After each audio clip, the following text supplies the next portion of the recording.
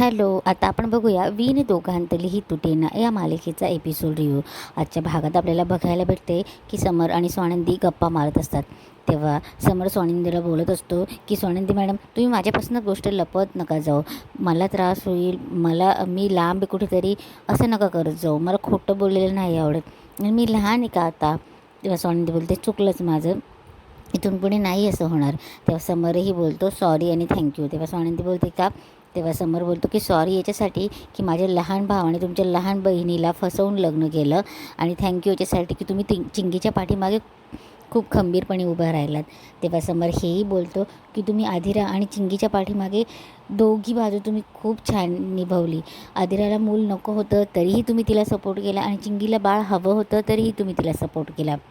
तेव्हा स्वानंदी बोलते की मुळात म्हणजे माझं सपोर्ट करणं एकच गोष्ट होती की मला त्या दोघींना काय हवं आहे काय नाही ह्या गोष्टी जास्त इम्पॉर्टंट होत्या, आणि बाईला तिचा अधिकार असतो ना की तिला काय हवं आहे काय नको याचा. मला फक्त ते निर्णय लादलेले नको होते. तेव्हा समर बोलत असतो की माझं एवढंच होतं की दोघी बहिणी सुखात राहाव्या. आदिरा तिच्या नवऱ्यासोबत सुखात राहावी, अर्पिता तिच्या नवऱ्यासोबत सुखात राहावी. तेव्हा स्वानंदी बोलते की तुम्हाला गिल्ट वाटते का अर्पिता ताईंबद्दल. तेव्हा समर बोलतो की थोडं.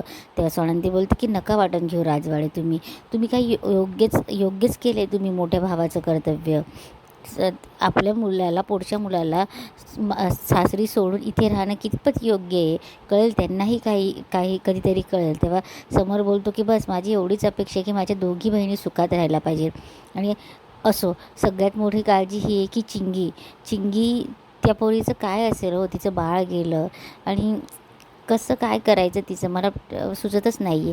तेव्हा स्वानंदी बोलते की नका काळजी घेऊ. तेव्हा समर बोलतो की नाही, मी आता तिच्यासोबत काहीच अन्याय होऊ देणार नाही, मी तिच्या पाठीशी खंबीरपणे उभा राहील. तेव्हा स्वानंदी बोलते की मी नाही, आपण तिच्या पाठीशी खंबीरपणे उभे राहू, तिचं चांगलं शिक्षण करू, तिला योग्य मार्ग दाखवू. तेव्हा समरही बोलतो की आणि हो, आणि नंतर चांगला असा योग्य जोडीदार पाहून तिचं लग्नही करू. तेव्हा स्वानंदी आणि समर ह्या दोघी गप्पा मारत असतात, तेवढ्यात लाईट जाते. तेव्हा समर बोलतो की अचानक अशी लाईट कशी गेली. तेव्हा ते टॉर्च लावतात, सगळे बाहेर येतात. आजी येते. तेव्हा समर बोलतो सामावून पडेल कुठेतरी. तेव्हा आजी बोलते की असं अचानक लाईट कसे गेले आहेत. तेव्हा समर बोलतो की नारायण दादा स्विच बघा. तेवढ्यात सुश तिकडने येते आणि थाळी वाजवत येते. तेव्हा मल्लिका आणि अंशू येतो. तेव्हा आजी बोलते की हिला काय झालं असं थाळी वाजायला. तेव्हा स्वानंदी बोलते की सुश अगं काय झालं आहे, बंद कर, त्यांना आवाज येत नसतो.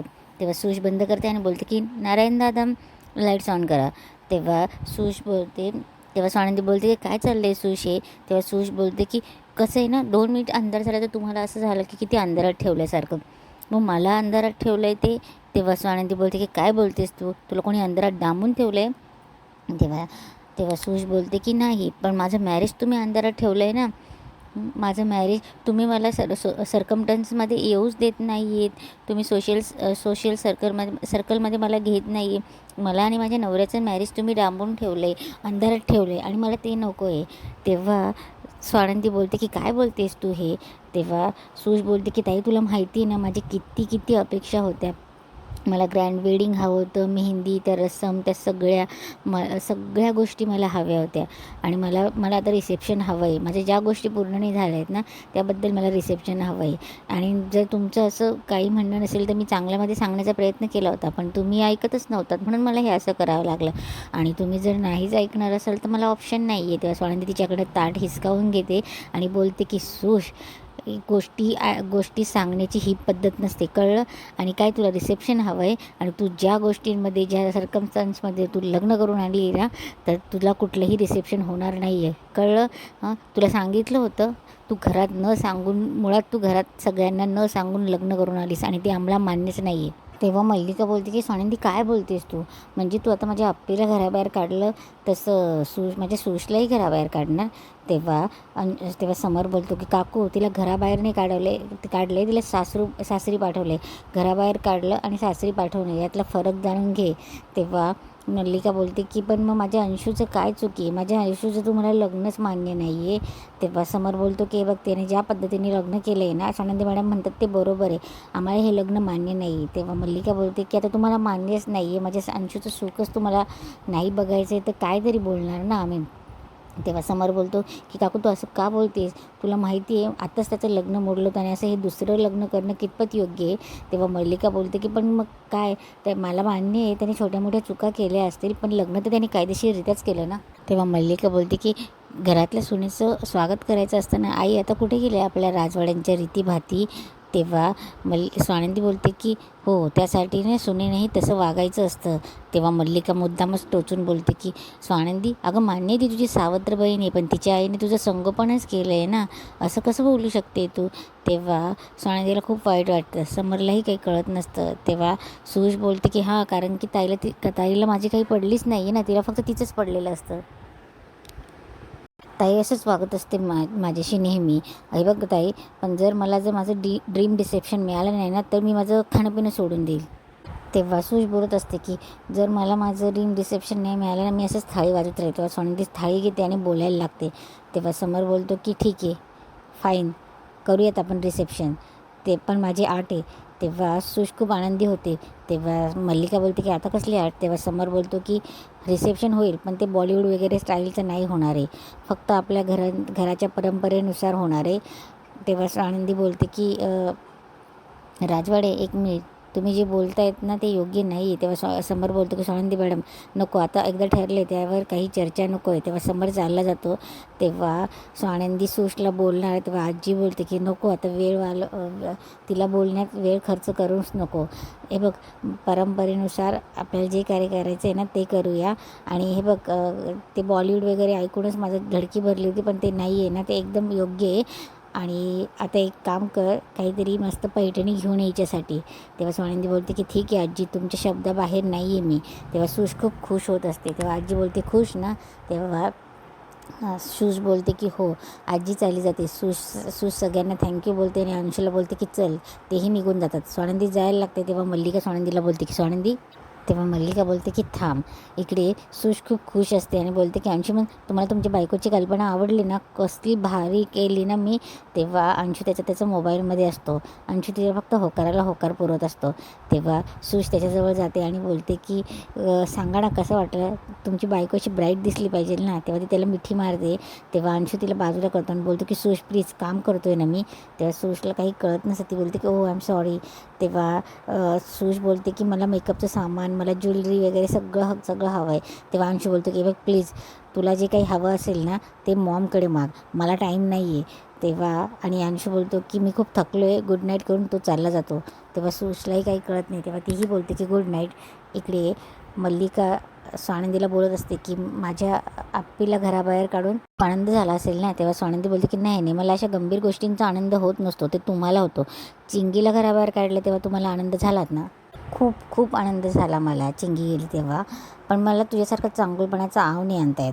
चिंगी इथून घराबाहेर गेली तर तो आनंद तू टिकू दिला नाहीस ना, म्हणून मी पण तुझा आनंद टिकू दिला नाही. तेव्हा मल्लिका स्वानंदीला सांगत असते की बघितलं ना, माझी सून म्हणजे तुमची सूश, कसं तिने सगळ्यांना तालावर नाचवलं आणि समरकडून ग्रँड रिसेप्शनची मागणीही करून घेतली. आता बघ मी तिला कसं माझ्या ह्याच्यात करून कशा काही गोष्टी करायला लावते. तेव्हा स्वानंदी बोलते की काकू काय बोलतायत तुम्ही. तेव्हा मल्लिका बोलते की बघ ना, तुझी आई तर माझ्या मुठीत आहेच, आता तुझी बहीण पण, ती तुला सारखं सावत्र सावत्र म्हणत असते ना. तेव्हा स्वानंदी बोलते की ती सावत्र म्हणो की तुम्ही तिच्या तोंडून जे काही म्हणून घेतायत ना, मला त्याचा काहीही फरक पडत नाही, कारण की मला माझ्या बहिणीवरचं प्रेम मला माहिती आहे. आणि तुमच्यासारखं नाही आहे ना, तुम्ही तुमच्या स्वार्थासाठी तुमच्या मुलीला सासरहून माहेरी ठेवून घेतलं होतं. तेव्हा मल्लिका बोलते की स्वानंदी, सत्तेसाठी छोटे छोटे त्याग करावे लागतात. तेव्हा स्वानंदी बोलते की हाच तर फरक आहे ना तुमच्यात आणि माझ्यात, तुम्ही सत्तेसाठी जगतात आणि मी सत्यासाठी जगते. तेव्हा मल्लिका बोलते की कशासाठीही तू लढ, पण तुला लढायचं तर माझ्याशीच आहे ना. तुला असं वाटते की तू माझ्यावर वार करते, पण तो वार तुझ्या बहिणीवर बसणार आहे सुश. तेव्हा स्वानंदी बोलते की काकू तुम्ही माझ्या बहिणीला यात ओढू नका हां. तेव्हा मल्लिका बोलते की काय करशील. तेव्हा स्वानंदी बोलते की आणि जाऊ द्या, डोंट वरी अबाउट मी. आपण नेहमी दुसऱ्याचं वाईट करतच राहतो आणि कधी नशीब आपल्यावर उलटेल ना हे आपल्याला कळतच नाही आणि होईल तसं. तेव्हा स्वानंदी मल्लिकेच्या नाकावर टिचून तिथून निघून जाते. इकडे समर आनंदला सांगत असतो की रिसेप्शनबद्दल. तेव्हा आनंद बोलतो की काय हा प्रकार आणि असं कसं प्रकारे ही तिला असं थाळ्याबिळ्या वाजवणं तिला डेप्थ कळते का. तेव्हा समर बोलतो की एकतर आनंद ती मुलगी लहान आहे, दुसरं म्हणजे तिला त्यातलं काही कळतही नाही आणि ती अंशुमनच्या प्रेमात इतकी वेडी झाली आहे ना त्याच्यामुळे. तेव्हा समर बोलतो तेव्हा आनंद बोलतो की ठीक आहे पण अरे रिसेप्शन उद्याच करायचं म्हणतोयस तू, पण मग आपली क्लायंटबरोबर मीटिंग होती ना. तेव्हा समर बोलतो की त्यांना सांग की नंतर शिफ्ट करूया. तेव्हा आनंद बोलतो की अरे पण ते आपल्यासाठी मीटिंगसाठी खास मुंबईवरून आले ते. तेव्हा समर बोलतो की एक काम करूया मग फर्स्ट हाफमध्ये होतो आहे की बघ आणि त्यांनाही रिसेप्शनला इन्व्हाइट कर. तेव्हा आनंद बोलतो की ठीक आहे. तेव्हा आनंद बोलतो की काही तयारी करायची का वेगळी रिसेप्शनची, मी करतो ते. तेव्हा समर बोलतो की नाही एकदम पारंपरिक पद्धतीने करायचं ठरवलं आहे. तेव्हा आनंद बोलतो की ठीक आहे तू काळजी नको करू मी बघतो तरी. तेव्हा समर बोलतो की तू येस म्हणून तर मला काळजी नाही आहे ना. तेव्हा ते दोघं फोन ठेवतात. इकडे स्वानंदी येते. तेव्हा स्वानंदी समरला सांगत असते की काय केलं तुम्ही हे असं रिसेप्शनला होकार का दिला. तेव्हा समर बोलतो की तुम्हाला माहिती आहे ना बाहेर काय चालू होतं आणि मला त्या आवाजाचा खूप त्रास होतो. तेव्हा स्वानंदी बोलते की मला मान्य आहे पण तुम्हाला माहिती आहे का तिने आत्ता जे तुमच्याकडनं वदवून घेतलं आहे ना तिला आता ते तेच झालं ना. ती पुढच्या वेळेस तसंच करणार आणि प्रत्येक गोष्टी तिला वाटतं की आपण असं केलं तर म्हणण्याप्रमाणे होतं. तेव्हा समोर बोलतो की मी काय करायला पाहिजे होतं, तिने जर खाणंपिणं सोडलं असतं तर. तेव्हा स्वानंदी बोलते की असं कसं खाणंपिणं सोडलं असतं, शहाणपणा तिचा, मी तिला खायला लावलंच असतं पण तुम्ही असं करायला नको हवं होतं. तेव्हा समोर बोलतो की स्वानंदी मॅडम मला आता हे डोक्यावरचं ओझं काढून टाकायचं आहे हो, चला मी मोकळ्या हवेत जाऊन येतो जरा बरा वाटेल. म्हणून समोर चालला जातो आणि इथेच आजचा एपिसोड संपतो.